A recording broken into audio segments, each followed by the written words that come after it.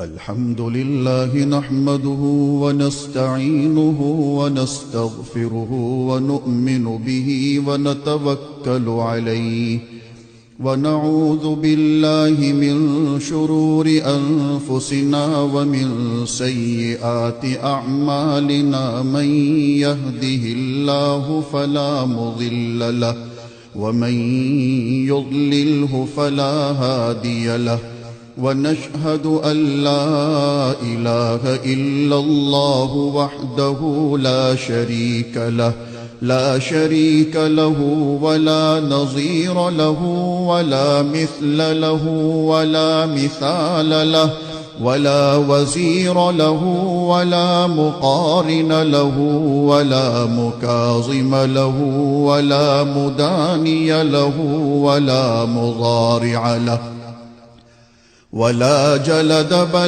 بلد جسد رسو جزو نضو عضو له ولا مقارن له ولا مكاظم له ولا مساوي له ولا مقابل له ولا مناظر له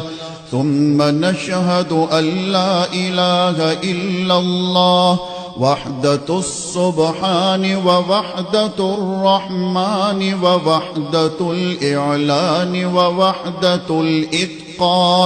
ووحدة الإتقان ووحدة القرآن بعزة الرحمن ثم نشهد أن لا إله إلا الله وأنه لا معبود ولا مسجود إلا هو ولا مانع ولا معطي إلا هو ولا نافع ولا ضار إلا هو ولا كاشف الضر والبلاء ولا مجيب السؤال والدعاء إلا هو ولا ناصر ولا نصير ولا قادر ولا قدير إلا هو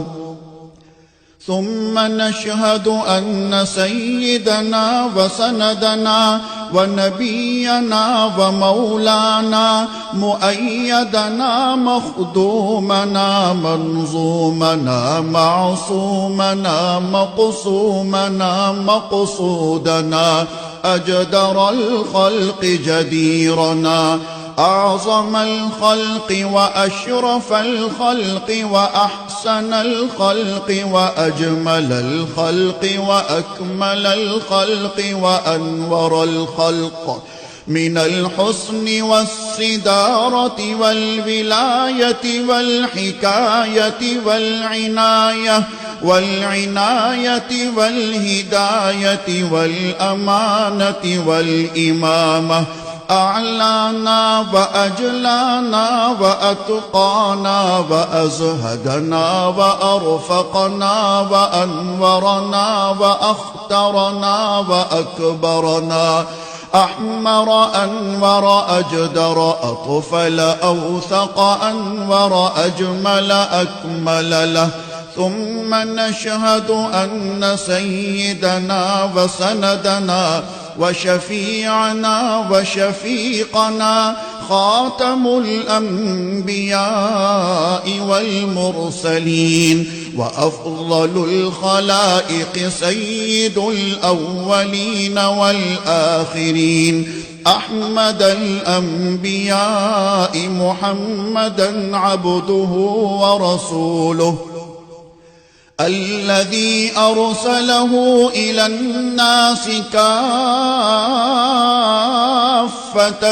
بشيرا ونذيرا وداعيا إلى الله بإذنه وسراجا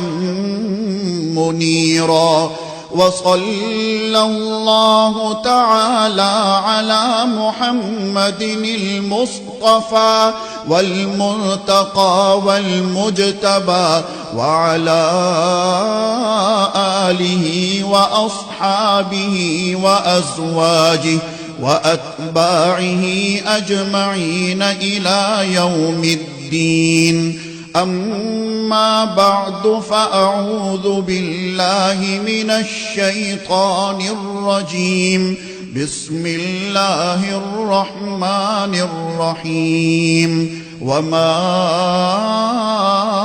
أرسلناك إلا رحمة للعالمين.